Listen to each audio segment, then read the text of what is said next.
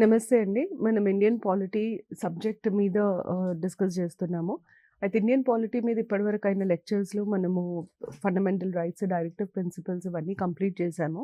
Parliament గురించి చర్చిస్తున్నాము. Procedures in parliament గురించి మాట్లాడుకోవాలిప్పుడు. అయితే ప్రొసీజర్స్ ఆఫ్ ఇన్ పార్లమెంట్ అంటే ఇప్పుడు పార్లమెంట్ చాలా బిల్లులని ఆమోదిస్తుంది. ఆమోదించడానికి పాటించే విధానాన్ని, అసలు ఎలాంటి బిల్లులు పార్లమెంట్‌లో ప్రవేశపెడతారు, ఆ బిల్లులను ఆమోదించాలంటే ఎలాంటి పద్ధతిని పాటిస్తారు? దాని మీద మనం ఈ క్లాస్‌లో డిస్కస్ చేయబోతున్నాము. అయితే మనకి పార్లమెంటరీ ప్రొసీజర్స్‌లో ముందుగా తెలియాల్సిందేంటంటే, పార్లమెంట్‌లో ప్రవేశపెట్టే రకరకాల బిల్లులేంటి అన్నది మనకు ముందు తెలియాలి. ఇది ప్రిలిమ్స్ పరంగా చాలా ముఖ్యమైన సమాచారము. అయితే కాన్స్టిట్యూషనల్ అమెండ్మెంట్ బిల్ పార్లమెంట్‌లో ప్రవేశపెట్టే బిల్లులని మనం 5 భాగాలుగా విభజించొచ్చు. మొదటిది కాన్స్టిట్యూషనల్ అమెండ్మెంట్ బిల్. రాజ్యాంగ సవరణ కోసం ప్రవేశపెట్టే తీర్మానాన్ని మనం కాన్స్టిట్యూషనల్ అమెండ్మెంట్ బిల్లుగా పరిగణిస్తాం. దీన్ని మనం ఆర్టికల్ 368 కిందొస్తుంది. అయితే దీని గురించి మనం ఇంతకుముందు కూడా డిస్కస్ చేశాము. ఆర్టికల్ 368 చాలా చాలా చాలా ఇంపార్టెంట్ ఆర్టికల్. మీకు ప్రిలిమ్స్‌లో ఆర్టికల్ నంబర్స్ కూడా అడుగుతారు. దాదాపుగా ఒక 100 ఆర్టికల్స్ మీరు ఖచ్చితంగా నంబర్స్ గుర్తుపెట్టుకోవాల్సొస్తుంది. దాంట్లో చాలా ఇంపార్టెంట్ ఆర్టికల్స్‌లో ఒకటి 368. 368 దేనికి సంబంధించింది అని అడిగితే కాన్స్టిట్యూషనల్ అమెండ్మెంట్ బిల్‌కి సంబంధించింది. తర్వాత నెక్స్ట్ మనము ఆర్డినరీ బిల్ అని అంటాం. ఆర్డినరీ బిల్ అన్నది 107 ఆర్టికల్ కిందొస్తుంది. ఆర్డినరీ బిల్ అంటే సాధారణ చట్టం, ఆర్డినరీ లా లేదా స్టాట్యూట్ అని అంటాం మనం దాన్ని. దాన్ని చేయడానికి ప్రవేశపెట్టే బిల్లుని మనం సాధారణ బిల్ అని అంటాం. ఆర్డినరీ లాలో ఏమైతదంటే ఒక్కసారి పార్లమెంట్ దాన్ని అప్రూవ్ అయితే అదొక యాక్ట్ కిందకొస్తుంది. ఉదాహరణకి రైట్ టు ఇన్ఫర్మేషన్ యాక్ట్ ఒక ఆర్డినరీ యాక్ట్. అలాగే right to education act, MNREGA, national food security act, Nirbhaya act ఇవన్నీ ఆర్డినరీ బిల్స్. ఆర్డినరీ యాక్ట్స్ అంటే స్టాట్యూట్స్ అంటాం మనం వాటిని. తర్వాత finance bills, money bills, appropriation ఇది financial bill. Financial bill, money bill, appropriation bill. ఇది మనకు అర్థం కావాలంటే మనం ఇట్లా అర్థం చేసుకోవాలి. ముందొచ్చేది ప్రభుత్వ ఆర్థిక అంశాలకి సంబంధించిన ఏ బిల్లునన్నా మనం ఫైనాన్షియల్ బిల్ అని అంటాం. So, all bills related to expenditure and income of government. ప్రభుత్వానికి సంబంధించి ఎక్స్‌పెండిచర్ గానీ, ఇన్‌కమ్ గానీ ఆఫ్ గవర్నమెంట్ ఎట్లాంటి ఆర్థిక లావాదేవీలకి సంబంధించిన బిల్లునైనా మనం ఫైనాన్షియల్ బిల్ అని అంటాం. దీంట్లో 2 రకాల బిల్లులుంటాయి. ఒకటేమో మనీ బిల్. మనీ బిల్ అంటే ఆర్టికల్ 110 కింద ఇచ్చిన వాటిని మాత్రమే మనీ బిల్ లాగా కన్సిడర్ చేస్తారు. తర్వాత అప్రోప్రియేషన్ బిల్. అప్రోప్రియేషన్ అంటే స్పెండ్ చేయడం, ఖర్చు పెట్టడాన్ని అప్రోప్రియేషన్ అని అంటారు. అప్రోప్రియేషన్ బిల్ గవర్నమెంట్ ఎక్స్‌పెండిచర్ సైడ్‌ని రిఫ్లెక్ట్ చేసేదాన్ని మనం అప్రోప్రియేషన్ బిల్ అంటాం. ఇది ఆర్టికల్ 114. ఈ అన్ని ఆర్టికల్ నంబర్స్ మీకు ఇంపార్టెంట్. ఫైనాన్షియల్ బిల్ ఆర్టికల్ వచ్చేసి 117. మనీ బిల్ అంటే ఏంటి అన్నది ఆర్టికల్ 110 కింద చెప్తారు. మనీ బిల్‌ని ఎట్లా ప్రవేశపెడతారో పార్లమెంట్‌లో ఎట్లా ఆమోదిస్తారు అన్నది ఆర్టికల్ 109. సో, ఆర్టికల్ 109 అన్నది మనకి మనీ బిల్ ఎట్లా మనీ బిల్‌ని పాస్ చేసే ప్రొసీజర్‌ని 109లో ఇస్తారు. 110 దానికి సంబంధించి డెఫినిషన్‌ని 110లో ఇస్తారు. అప్రోప్రియేషన్ అంటే ఖర్చు పెట్టడం. సో, అప్రోప్రియేషన్ అన్నది expenditure side of the government. Government ఏది ఖర్చు పెట్టినా దాన్ని మనం అప్రోప్రియేషన్ బిల్ లాగా పరిగణిస్తాం. గవర్నమెంట్‌కి సంబంధించి ఎట్లాంటి ఆర్థిక లావాదేవీ ఉన్నా దాన్ని మనం ఫైనాన్షియల్ బిల్‌గా పరిగణిస్తాం. సో, ఇది financial bill, money bill, appropriation bill. ఇది ఫైనాన్షియల్ బిల్‌కి అంటే ఇవి టైప్స్ ఆఫ్ బిల్స్. మనం వీటిని టైప్స్ ఆఫ్ బిల్స్ లాగా పరిగణిస్తాం. Ordinary bill, financial bill, money bill, appropriation bill.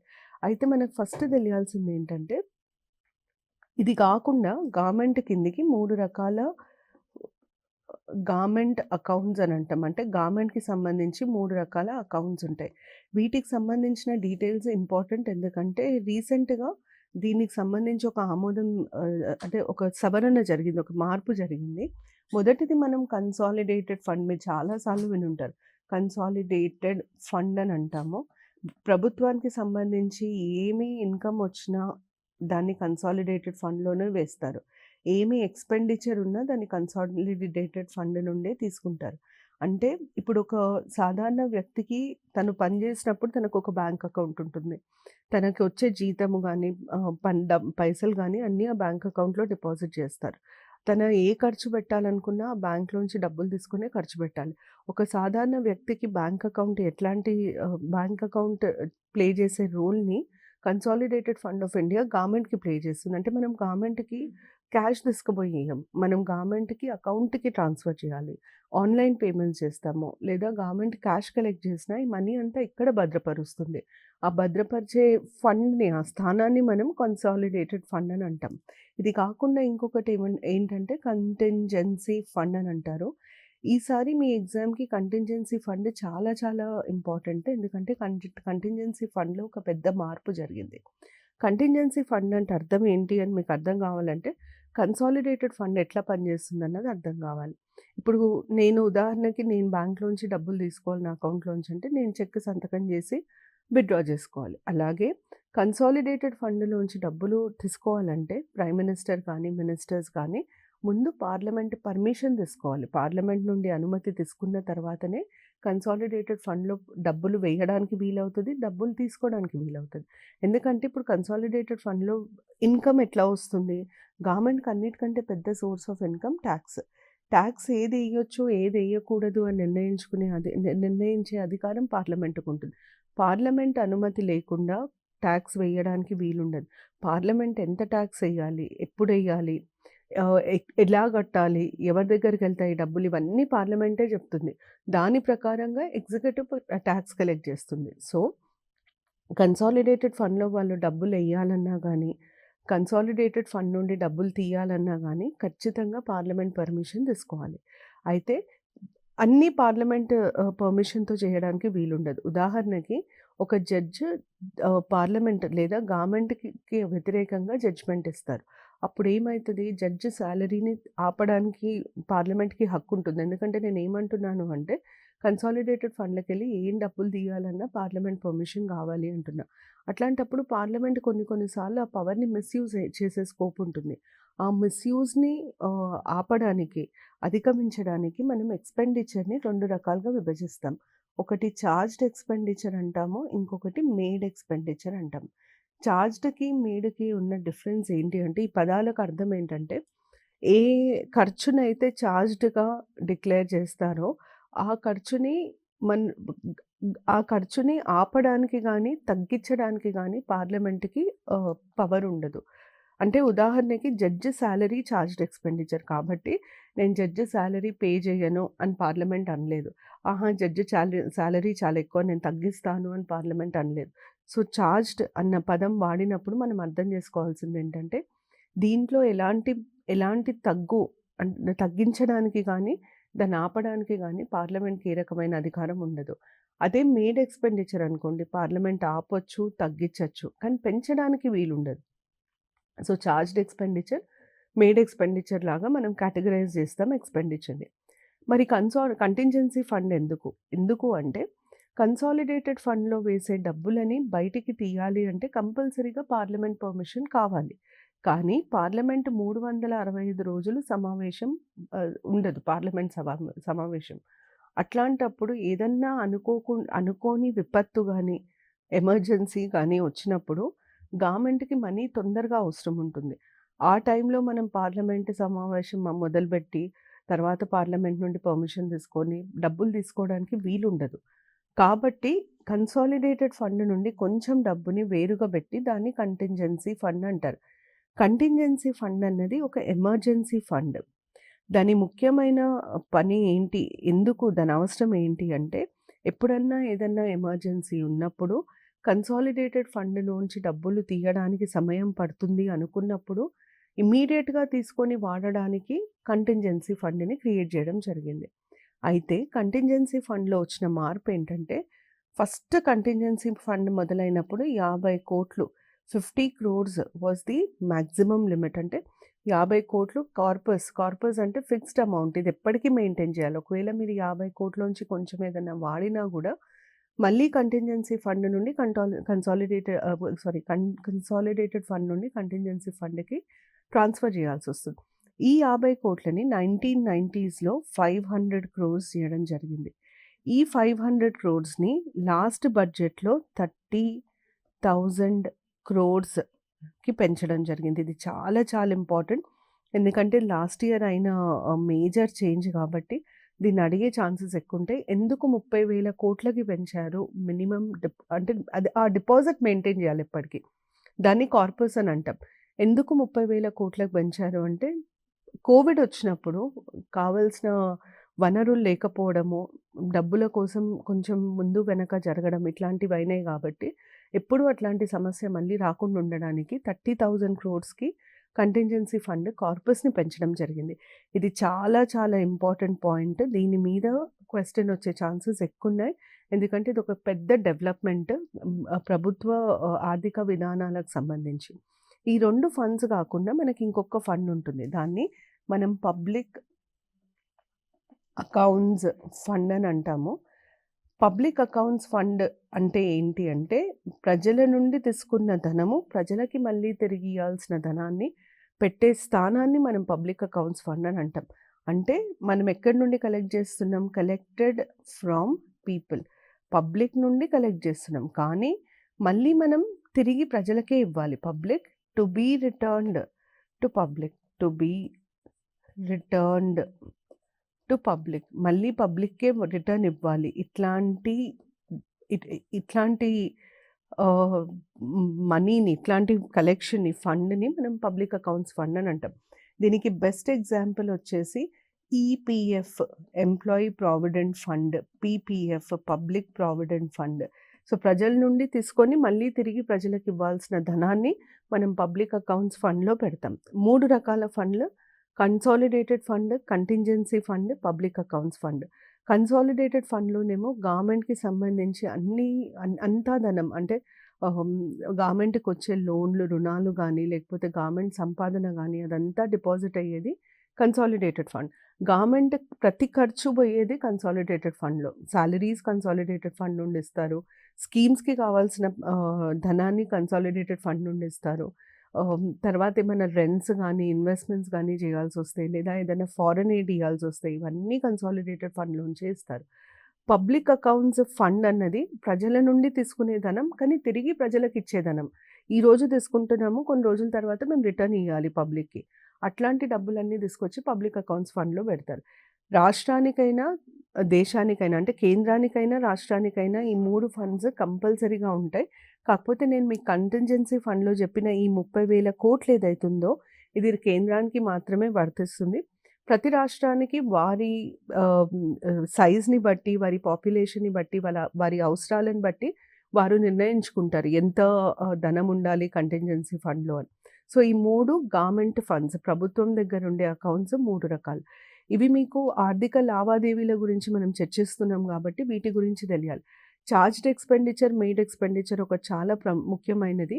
Charged expenditure అన్నప్పుడు పార్లమెంట్‌కి దాన్ని తగ్గించడానికి గానీ, ఆపడానికి గానీ అధికారం ఉండదు. మరి పార్లమెంట్ ఏం చేయగలుగుతుంది? పెంచొచ్చు.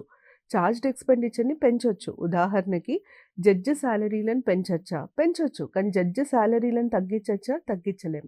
ఎందుకు తగ్గించకూడదు? ఎందుకు అంటే అది చార్జ్డ్ ఎక్స్‌పెండిచర్ కాబట్టి. మేడ్ ఎక్స్‌పెండిచర్ అని మనం ఎప్పుడైతే బోర్డేస్తామో ఆ ఎక్స్‌పెండిచర్‌కి ఏమైతదంటే పార్లమెంట్‌కి దానిని తగ్గించే అధికారం ఉంటుంది. మొత్తానికి నిరాకరించే అధికారం కూడా ఉంటుంది. అంటే శాంక్షన్ చేయకపోవచ్చు, తక్కువ శాంక్షన్ చేయొచ్చు. ఇప్పుడు మనము స్కీమ్స్‌కి గానీ, సబ్సిడీస్‌కి గానీ ఇచ్చే ధనాన్ని మొత్తం మేడ్ ఎక్స్‌పెండిచర్‌గా పరిగణిస్తాం. ఇది చార్జ్డ్ ఎక్స్‌పెండిచర్, మేడ్ ఎక్స్‌పెండిచర్‌కి ఉండే డిఫరెన్స్. ఇవి గవర్నమెంట్ అకౌంట్స్. ఇప్పుడు మనకి నెక్స్ట్ తెలియాల్సిందేంటంటే, ఒక సాధారణ బిల్లుని ప్రవేశపెట్టాలి పార్లమెంట్‌లో అంటే, మనం పాటించే విధానం ఏంటి? ఈ విధానాన్ని నేను చాలా బ్రీఫ్‌గా చెప్తాను. ఎందుకంటే ఒకవేళ అడిగితే ఫస్ట్ రీడింగ్ అంటే ఏంటి? సెకండ్ రీడింగ్ అంటే ఏంటి? థర్డ్ రీడింగ్ అంటే ఏంటి? ఒక బేసిక్ ఐడియా ఉంటే మంచిది. ఒక సాధారణ బిల్లుని మనము రాజ్యసభలో గానీ, లోక్‌సభలో గానీ ప్రవేశపెట్టొచ్చు. అది ముందు మీకు తెలియాల్సింది. రెండోది, ఒక సాధారణ బిల్లుని ఒక ప్రైవేట్ మెంబర్ గానీ, గవర్నమెంట్ మెంబర్ గానీ ప్రవేశపెట్టొచ్చు. అయితే మనకిక్కడ ఫస్ట్ తెలియాల్సిందేంటంటే, ప్రైవేట్ మెంబర్ అంటే ఎవరు? గవర్నమెంట్ మెంబర్ అంటే ఎవరు? ఇవన్నీ ఆబ్జెక్టివ్ టైప్ క్వెషన్స్‌లో అడిగిన ప్రశ్నలు. అందుకనే మీకు ఇట్లాంటివి తెలవడం చాలా ముఖ్యం. మినిస్టర్లుగా ఉన్న వాళ్ళందరినీ మనం గవర్నమెంట్ మెంబర్స్ లాగా పరిగణిస్తాం. మినిస్టర్స్‌ని గవర్నమెంట్ మెంబర్స్ అని అంటాం. మరి ప్రైవేట్ మెంబర్స్ ఎవరు? Non ministers. వారు ఏ పార్టీకి చెందిన వారైనా సరే, కానీ మినిస్టర్లు గాను. వారిని మనం ప్రైవేట్ మెంబర్స్ అని అంటాం. మరి బీజేపీకి చెందినవారు కావచ్చు, కాంగ్రెస్‌కి చెందినవారు కావచ్చు. MPs who are non ministers, మంత్రులు గాని సభ్యులని ప్రైవేట్ మెంబర్స్ అని అంటాం. మంత్రులని గవర్నమెంట్ మెంబర్స్ అని అంటాం. ఒక సాధారణ బిల్లుని ప్రైవేట్ మెంబర్స్ ఇంట్రడ్యూస్ చేయొచ్చు, గవర్నమెంట్ మెంబర్స్ ఇంట్రడ్యూస్ చేయొచ్చు.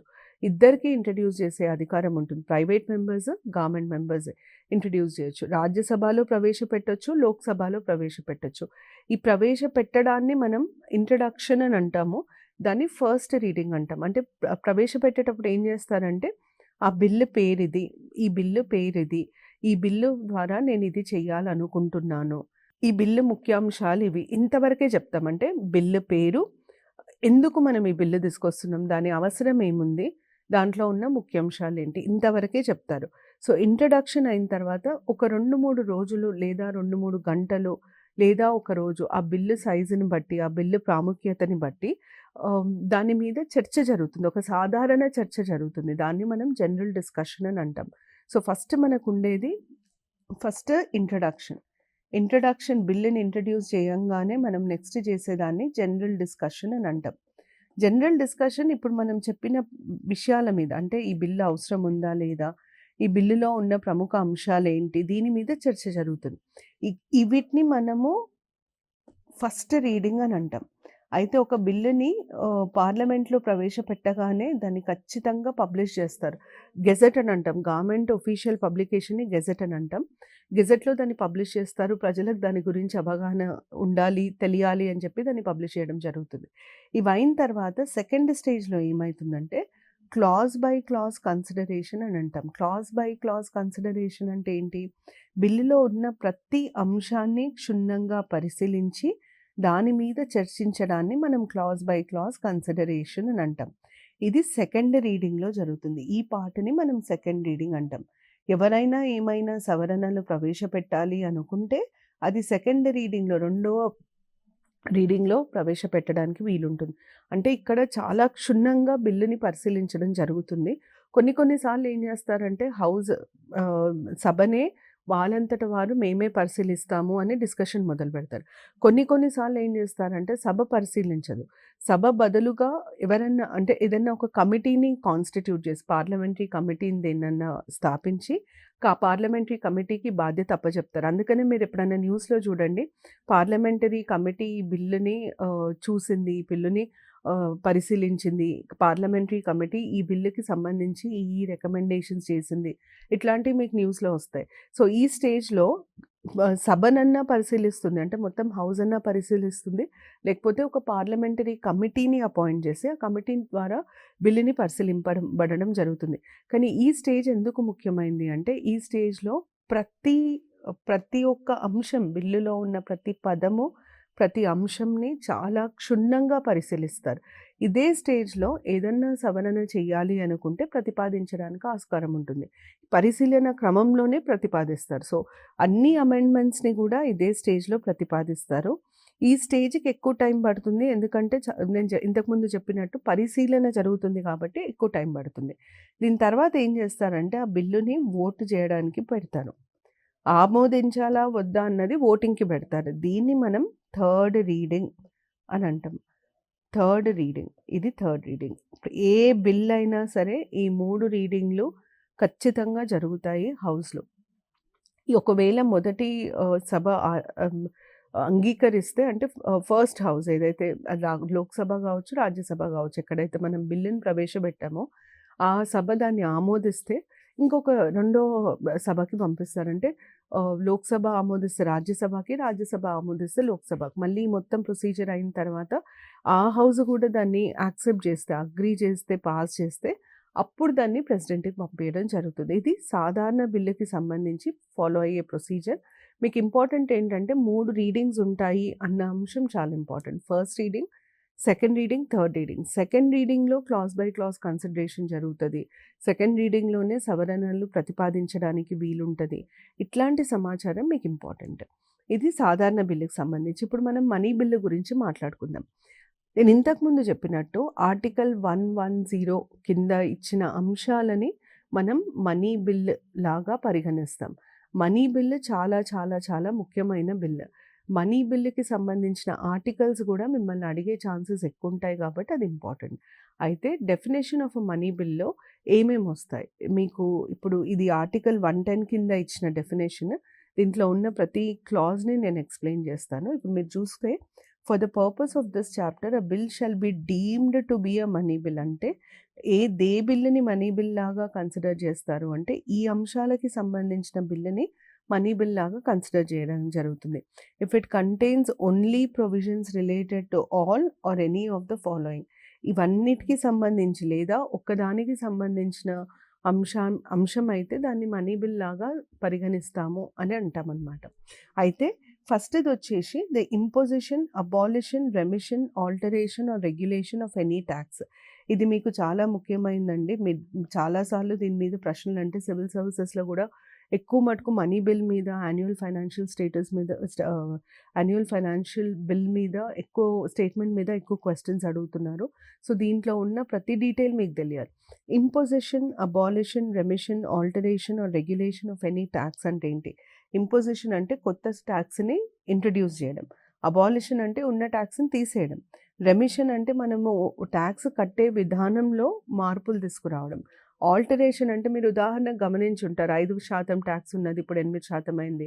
10% ఉన్నది 12% అయింది. ఆ పర్సెంటేజ్ ట్యాక్స్ పర్సెంటేజ్‌ని పెంచడాన్ని, తగ్గించడాన్ని మనం ఆల్టరేషన్ ఆఫ్ ట్యాక్స్ అని అంటాం. రెగ్యులేషన్ ఆఫ్ ట్యాక్స్ అంటే ఇవన్నిటికి సంబంధించి ఏది చేసినా దాన్ని రెగ్యులేట్ చేయడం. ట్యాక్స్‌ని రెగ్యులేట్ చేసినట్టుగా పరిగణిస్తాం. Imposition, abolition, remission, alteration or regulation of taxes. దాని తర్వాత అంటే మీరు ట్యాక్స్‌ని పెంచాలన్నా, తగ్గించాలన్నా, ఒక ఉన్న ట్యాక్స్‌ని తీసేయాలన్నా, కొత్త ట్యాక్స్‌ని తీసుకురావాలన్నా, ఏం చేయాలన్నా ఖచ్చితంగా పార్లమెంట్ ఆమోదం ద్వారానే చేయాలి. పార్లమెంట్ దానిని మనీ బిల్ లాగా ఆమోదిస్తుంది. దాని తర్వాత రెండోదేంటంటే ప్రభుత్వానికి సంబంధించి ఎట్లాంటి అప్పులు చేయాలన్నా ఖచ్చితంగా పార్లమెంట్ నుండి పర్మిషన్ తీసుకొని అప్పు చేయాలి. ఆ పర్మిషన్‌ని మనం మనీ బిల్ లాగా తీసుకుంటాం. అందుకనే రెండో పాయింట్ ఏమంటుంది? The regulation of the borrowing of money are the giving of any guarantee by the government of India. Borrowing of money అంటే బదులు తీసుకోవడం.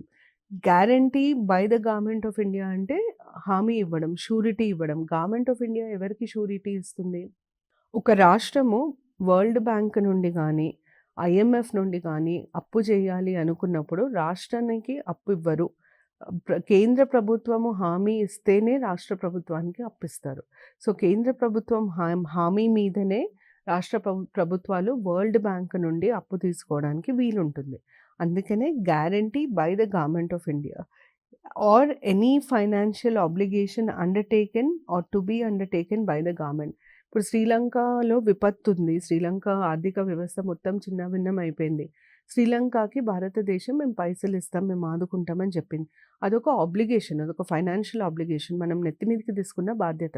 సో మన ప్రభుత్వం బదులు తీసుకోవాలన్నా, ప్రభుత్వం దేనికన్నా గ్యారంటీ ఇవ్వాలన్నా, షూరిటీ ఇవ్వాలన్నా, ప్రభుత్వం ఏదన్నా ఆర్థిక బాధ్యత తీసుకోవాలన్నా దాన్ని మనీ బిల్ లాగా పార్లమెంట్ నుండి ఆమోదం తీసుకోవాలి. మూడోదొచ్చేసి custody of the consolidated fund, contingency fund or payment of moneys into or withdrawal of moneys from such fund. అంటే అర్థం ఏంటంటే ఇప్పుడు నేను మీకు కన్సాలిడేటెడ్ ఫండ్ ఉందని చెప్పిన, కంటింజెన్సీ ఫండ్ ఉందని చెప్పిన, కానీ దాన్ని ఎవరి అధికారంలో పెడతారంటే దాంట్లో దాంట్లో డబ్బులేసే అధికారము, దాంట్లోంచి డబ్బులు తీసే అధికారం ఎవరికుంటుంది అన్న ప్రశ్న తలెత్తినప్పుడు కన్సాలిడేటెడ్ ఫండ్‌లో గానీ, కంటింజెన్సీ ఫండ్‌లో గానీ డబ్బులేసే అధికారం ఎవరికి ఉండాలి అన్నది నిర్ణయించేది కూడా పార్లమెంట్. కస్టడీ ఎవరి దగ్గర ఉంది? కస్టడీ అంటే ఏంటి? ఎవరికి ఆపరేట్ చేసే హక్కు ఉంటుంది. ఆపరేట్ చేసే హక్కుని నిర్ణయించేది కూడా పార్లమెంట్. ఆ నిర్ణయం ఎలా తీసుకుంటుంది పార్లమెంట్? మనీ బిల్ ద్వారా తీసుకుంటుంది. అంటే దాన్ని మనీ బిల్ లాగా ఆమోదిస్తుందని అర్థం. The appropriation of moneys out of the consolidated fund of India అంటే అర్థం ఏంటి? అప్రోప్రియేషన్ అంటే అర్థం ఏంటి? ఖర్చు పెట్టడం. మీరు కన్సాలిడేటెడ్ ఫండ్ నుండి ఏదన్నా డబ్బు తీసుకొని ఖర్చు పెట్టాలి అంటే ఖచ్చితంగా పార్లమెంట్ నుండి ఆమోదం తీసుకోవాల్సొస్తుంది. అయితే మీకు అనిపించొచ్చు ఇప్పుడు సి పాయింట్‌లో గూడా payment of moneys into or withdrawal of moneys from any such fund అని ఉంది. పేమెంట్ ఆఫ్ మనీస్ అంటే డిపాజిట్ చేయడం. పైసలు అకౌంట్‌లో వేయడం. విత్‌డ్రావల్ ఆఫ్ మనీ అంటే పైసలు అకౌంట్ నుండి తీసుకోవడం. అయితే ఈ 2 ఉన్నాక మళ్ళీ అప్రోప్రియేషన్ ఆఫ్ మనీస్ ఎందుకు సెపరేట్‌గా వాడతారు అంటే, లాలో ఒక అంశానికి సంబంధించి వాడుకలో ఉన్న అన్ని పదాలని, అన్ని విధానాలని, పద్ధతులని పొందుపరచడం జరుగుతుంది. లేకపోతే ఏమైతదంటే, ఆహా! ఈ ఈ పదం లేదు కాబట్టి ఈ చట్టం ఈ పదాన్ని ఈ అంశానికి వర్తించదు అని చెప్పి వాదిస్తారు. ఉదాహరణకి మన దగ్గర దేవదాసి ప్రొహిబిషన్ యాక్ట్ ఒకటుంది. జోగినియన్ దేవదాసి ప్రొహిబిషన్ యాక్ట్ ఒకటుంది మన రాష్ట్రంలో. దాని కింద ఉట్టి జోగిని అని ఒక్క పదం రాయరు. జోగిని, మాతంగి, శివశక్తులు, పార్వతులు ఇట్లా ఒక 10, 12 పదాలను రాస్తారు. ఎందుకంటే ఇవన్నీ ఇప్పుడు జోగిని అనే ఒక్క పదానికి వాడుకలో ఇంకా చాలా పదాలుంటాయి. అంటే ప్రాంతాల వారీగా ఆ పేరు మారుతూ ఉంటుంది. ఆ ప్రాంతాల వారీగా మారే అన్ని పేర్లని ఇంక్లూడ్ చేస్తారు. ఎందుకు ఇంక్లూడ్ చేస్తారు? రేపొద్దున ఏ రకమైన కన్‌ఫ్యూజన్ ఉండొద్దు. రేపొద్దున ఈ పేరు లేదు గదా! కాబట్టి ఈ చట్టం దీనికి వర్తించదు అని చెప్పడానికి ఆస్కారం ఉండొద్దు. అందుకనే అన్నీ వాడతారు. అట్లాగే ఇక్కడ సింపుల్‌గా చెప్పాలంటే కన్సాలిడేటెడ్ ఫండ్‌లో మీరు ఏం డబ్బులు డిపాజిట్ చేయాలన్నా, కన్సాలిడేటెడ్ ఫండ్ నుండి మీరు ఏం పైసలు తీసుకోవాలన్నా ఖచ్చితంగా దాన్ని పార్లమెంట్ నుండి ఆమోదం తెచ్చుకోవాలి. ఆ ఆమోదాన్ని మనం మనీ బిల్ అంటాం. సో, మనము డబ్బులు డిపాజిట్ చేసే దాంట్లో రకరకాల పేర్ల మీద డిపాజిట్ చేస్తాం. డబ్బులు తీసుకునేట క్రమంలో కూడా రకరకాల పేర్లలో డబ్బులు తీసుకుంటాం. అన్నీ కవర్ అవ్వాలి కాబట్టి ఇట్లా వేరు వేరు పాయింట్లుగా రాయడం జరిగింది. సో, కన్‌ఫ్యూజ్ అవ్వద్దు. తర్వాత declaring of any expenditure as charged expenditure. ఒక ఖర్చుని చార్జ్డ్ ఎక్స్‌పెండిచర్ లాగా డిక్లేర్ చేయాలంటే కూడా మనీ బిల్లే ఇంట్రొడ్యూస్ చేయాలి. ఉదాహరణకి మనకి ఎలక్షన్ కమిషన్ ఆఫ్ ఇండియా ఉంది. ఎలక్షన్ కమిషన్ ఆఫ్ ఇండియాలో పనిచేసే కమిషనర్‌లకి ఇచ్చే జీతము చార్జ్డ్ ఎక్స్‌పెండిచర్ కాదు. ఈ రోజుకి అది చార్జ్డ్ ఎక్స్‌పెండిచర్ కాదు. రేపొద్దున ప్రభుత్వం ఒక నిర్ణయం తీసుకొని దీన్ని మేము చార్జ్డ్ ఎక్స్‌పెండిచర్ లాగా చేస్తాము. మేము దీన్ని డిక్లేర్ చేస్తామని ప్రభుత్వం అంటది. అట్లా అప్పుడు ఏం చేయాలి ప్రభుత్వం అంటే declaration of salaries of election commissioners of India as charged expenditure bill అనే ఒక బిల్లుని ప్రవేశపెట్టాల్సొస్తుంది. ఈ బిల్లు వారికిచ్చే జీతం గానీ ఇవన్నిటిని చార్జ్డ్‌గా డిక్లేర్ చేస్తుంది. ఈ డిక్లరేషన్ కోసము మనం ఇంట్రొడ్యూస్ చేసే బిల్లుని మనం మనీ బిల్ అని అంటాం. దాని తర్వాత the receipt of money on account of the consolidated fund of India or the public of fund of India. Receipt of money అంటే ఏంటి? మళ్ళీ డిపాజిట్ చేసే మనీ. సో, డిపాజిట్స్ కన్సాలిడేటెడ్ ఫండ్‌కి సంబంధించి ఏం డిపాజిట్ చేయాలన్నా, పబ్లిక్ అకౌంట్స్‌కి సంబంధించి ఏం డిపాజిట్ చేయాలన్నా, వాటి కస్టడీకి సంబంధించి ఏమైనా అంశం ఉన్నా కూడా ఖచ్చితంగా దాన్ని మనీ బిల్ లాగానే పరిగణించడం జరుగుతుంది. సో, ఇది మనీ బిల్ డెఫినిషన్‌లో ఒక భాగం. నెక్స్ట్ పార్ట్‌లో నేను మనీ బిల్‌కి ఉండే ఎక్సెప్షన్స్ ఏంటో చెప్పి, మనీ బిల్‌ని అసలు ఎట్లా ఇంట్రొడ్యూస్ చేస్తారు పార్లమెంట్‌లో, మనీ బిల్ విధానం ఏంటి, వీటి మీద చర్చిస్తాను. నెక్స్ట్ ఎపిసోడ్‌లో మనీ బిల్ గురించి డిస్కషన్ కంటిన్యూ చేద్దాము. Thank you. నమస్తే.